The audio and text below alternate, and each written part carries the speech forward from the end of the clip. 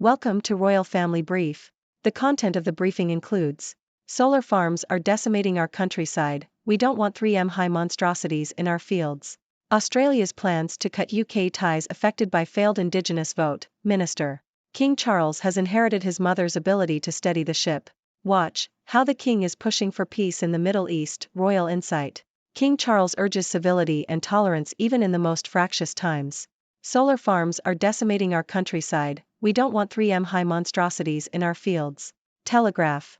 A proposed solar farm development in a Buckinghamshire valley has sparked a debate about the impact of solar energy on rural communities. The plans for the farm were submitted as part of the UK's drive to increase solar capacity to meet net zero targets. Local residents have objected to the development, arguing that it would harm wildlife, ruin views, destroy the countryside and use up valuable agricultural land. The area already has a number of solar farms, and the government is aiming to boost the country's solar capacity from around 14 gigawatts (GW) today to 70 GW by 2035. Over 59,000 acres of farmland are under threat from 102 new solar schemes, according to the Solar Campaign Alliance. The tensions between food and energy security and the relatively cheap cost of solar power are at the heart of the solar debate.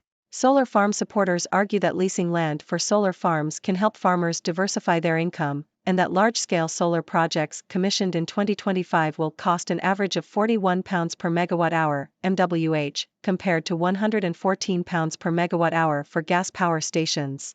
However, there are concerns that solar farms take up valuable agricultural land, and that solar panels should instead be located on industrial rooftops and other non-arable areas.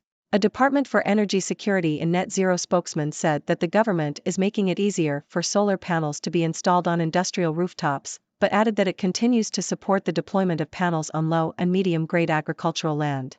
The government is consulting on changes to the National Planning Policy Framework, NPPF, as part of its Levelling Up and Regeneration Bill, which is expected to come into force next year.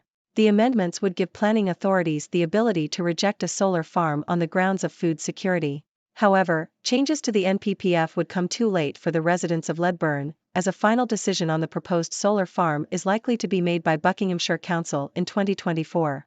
Australia's plans to cut UK ties affected by failed Indigenous vote, Minister. South China Morning Post. Australia's failed referendum on the Indigenous voice has set back the government's plans to cut the nation's constitutional ties to Britain's King Charles, a minister said Thursday. Australians last week overwhelmingly rejected the referendum that would have enshrined in the Constitution an Indigenous advisory body to Parliament. The loss reduced the chances of another referendum soon to make the country a republic with an Australian president as head of state instead of the British monarch, Assistant Minister for the Republic Matt Thistlethwaite said.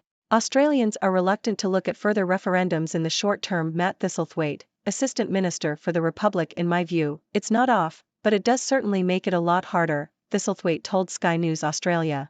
King Charles has inherited his mother's ability to steady the ship. Telegraph. In his Mansion House speech, King Charles III called for civility and tolerance in political life and the national conversation, urging people to think and speak freely and listen to each other's views. He also emphasized the importance of responsibilities towards one another and the need for understanding during times of international turmoil and loss of life. The speech highlighted the King's commitment to religious freedom and mutual understanding, as well as his optimism in the face of challenges such as climate change. The article praises the speech for its ability to calm the nation and provide reassurance. Watch how the King is pushing for peace in the Middle East, Royal Insight. Telegraph. This article discusses the royal family's condemnation of Hamas's terrorist attacks on Israel and their role as agents for peace in the Middle East. King Charles expressed his disgust at the barbaric acts of terrorism, while the Prince and Princess of Wales were deeply distressed by the horrors inflicted. However, the King also visited the occupied Palestinian territories in 2020 and expressed his hope for freedom, justice, and equality for all Palestinians. The article suggests that the royals are not taking sides in the conflict but are rather trying to represent both sides and work towards brokering peace. King Charles urges civility and tolerance even in the most fractious times. Telegraph. King Charles has called for unity and civility in the UK amid increasing tensions over the war in Israel.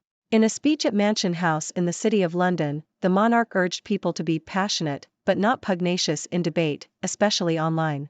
He called for civility and tolerance and mutual understanding in order to calm tensions following violent protests over the bombing of a hospital in Gaza. This marks a shift in approach from the king's mother, Queen Elizabeth II, who kept her personal opinions under wraps. Monarch stresses importance of understanding in religious faiths. The Guardian. During a speech at Mansion House in the City of London, King Charles stressed the importance of mutual understanding in religious faiths and the space to think and speak freely, especially during times of international turmoil and loss of life. He highlighted that tolerance and civility were virtues that Britain could draw on, and that the nation could draw on deep wells, including the breathing space we afford one another. Although he did not directly mention the Gaza conflict, he emphasized the importance of engaging with others in a passionate but not pugnacious way, including in the practice of religious faiths. Ladies and gentlemen, it's your favorite observer from the 6 Degrees world, Dr. Six. Today, we have quite an interesting mix of news to discuss. From the debate over solar farms in rural communities to Australia's failed referendum on Indigenous rights, and of course, the ever-fascinating King Charles III and his efforts for peace and unity. Let's dive in. First up, we have the controversial issue of solar farms. Some local residents in Buckinghamshire are up in arms about a proposed solar farm, arguing that it would harm wildlife, ruin views, and destroy the countryside. On the other hand, supporters argue that solar farms can help farmers diversify their income and provide a cheap source of energy. It's a classic clash between food and energy security. Personally, I see the potential benefits of solar farms, but it's important to strike a balance and find the right locations for these projects. Maybe we should focus more on industrial rooftops and non-arable areas, as suggested by some experts. Moving on, Australia's failed referendum on the Indigenous voice has thrown a wrench in the government's plans to cut ties with Britain's King Charles. The loss reduced the chances of another referendum in the near future to make Australia a republic. It seems Australians are reluctant to rush into further constitutional changes. It's a shame, as I think it would have been an important step towards further independence and self-determination for the country. But hey, sometimes these things take time. Now, let's talk about our dear King Charles III. He's been making quite a stir with his speeches and actions lately. In his Mansion House speech, he called for civility and tolerance in political life, urging people to think and speak freely. And he didn't stop there. He also condemned Hamas's terrorist attacks on Israel while expressing his hope for freedom and justice for all Palestinians. Talk about walking a tightrope.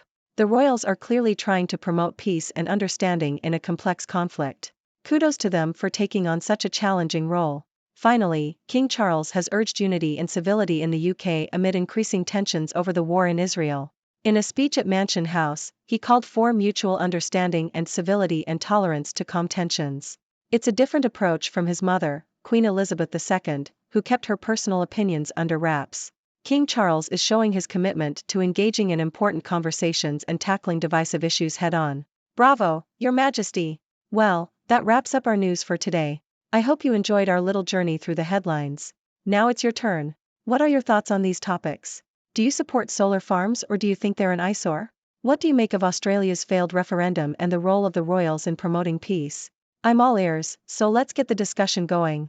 Thank you for tuning in. The content above showcases the latest briefing reports and analytical synopses, thoughtfully curated by the 6Do team. These insights stem from a wide array of reputable media outlets, think tanks, government sources, and specialized experts worldwide. We encourage you to explore these sources for a comprehensive perspective. Keep in mind that while the content may not always align with the official standpoint of 6Do Brief, it's not meant to be taken as absolute directives for decision-making. Comprising seasoned media professionals, learned scholars, and accomplished scientists, the 6Do team embodies a trailblazing, fully independent media entity. To customize 6Do Brief to meet your professional needs, you have the option to subscribe to a diverse array of briefings on our website, 6dobrief.com. Regardless of your location, you can conveniently receive 6Do Brief via email.